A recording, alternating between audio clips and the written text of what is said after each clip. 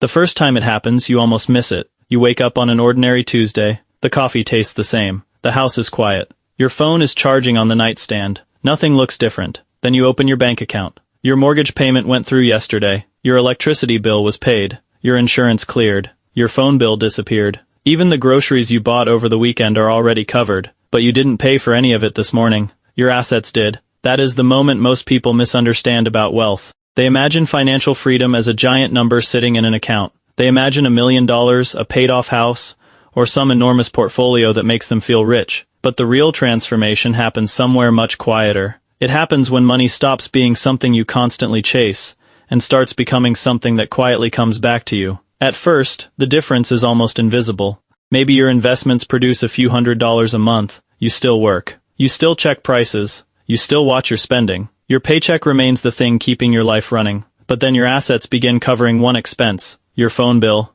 then another, your electricity, then your groceries, and eventually something strange happens. You realize your paycheck is no longer carrying your entire life. Your investments are carrying part of it. That changes the way you look at Monday morning. Before this point, losing your job means losing your lifestyle. A bad month means cutting expenses. An unexpected repair means moving money from somewhere else. Every bill arrives with the same question attached to it. Can I afford this? But once your assets start paying the bills, the question changes. Do I still need to earn this money myself? That is a completely different kind of wealth, and it doesn't arrive with fireworks. There is no bank manager calling to congratulate you. No crowd gathers around your kitchen table. Your neighbors don't know. Your friends probably don't notice. You simply wake up one morning and realize the machine you spent years building is finally producing enough cash to support the person who built it. That is when wealth stops feeling like a number and starts feeling like time. Because every dollar your assets produce is a dollar your future self doesn't have to earn through another hour of work. And once you understand that, you start seeing your entire financial life differently. You stop asking how much you can buy. You start asking how much of your life your money can buy back. That distinction matters because freedom is rarely created by spending more. It is created by needing less from your labor. A salary can fund your present. Assets can begin funding future. And when those two worlds overlap, work becomes a choice instead of a condition for survival.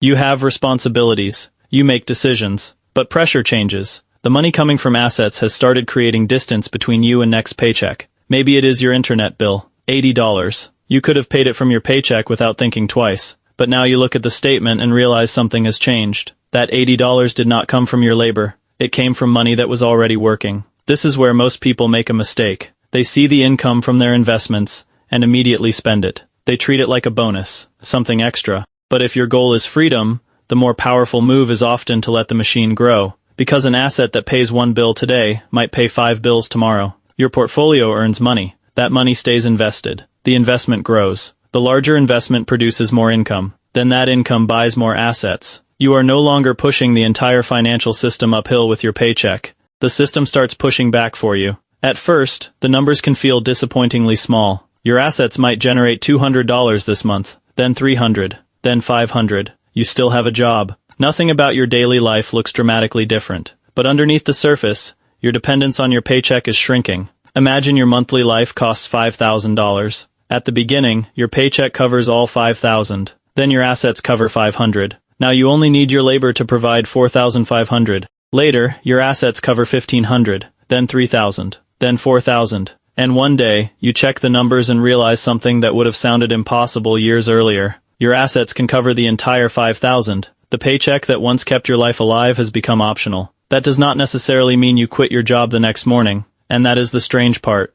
You may still wake up at the same time, drive the same car, sit at the same desk, answer the same emails, but psychologically, you are no longer standing on the same ground. Before, you worked because you had to. Now, you can work because you choose to. That difference changes how you handle pressure. A bad boss has less power over you. A recession feels frightening, but not immediately catastrophic. An unexpected expense is annoying instead of terrifying. You can say no to opportunities that look profitable but destroy your time. And perhaps most importantly, you can stop making every decision based on the next paycheck. Your assets have created a buffer between your life and your labor. But this is where the story gets more interesting. Because once your assets can pay all your bills, the question is no longer, can I afford to live? The question becomes, what do I want my life to look like when money is no longer the main reason I say yes?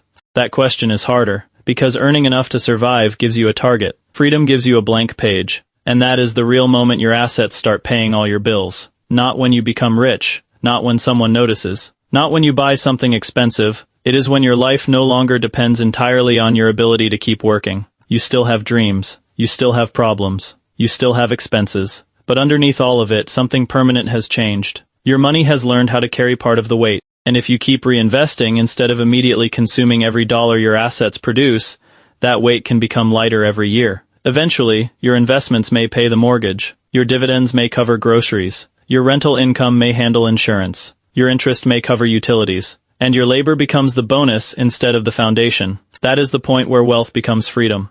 Because the greatest luxury money can buy is not another house, another car, or another vacation. It is the ability to wake up and realize that your time belongs to you. You spent years building assets so they could eventually buy something you cannot earn back, your time. And one ordinary morning, while the coffee tastes exactly the same, you may finally realize the biggest change was never the money. It was knowing you no longer had to chase it.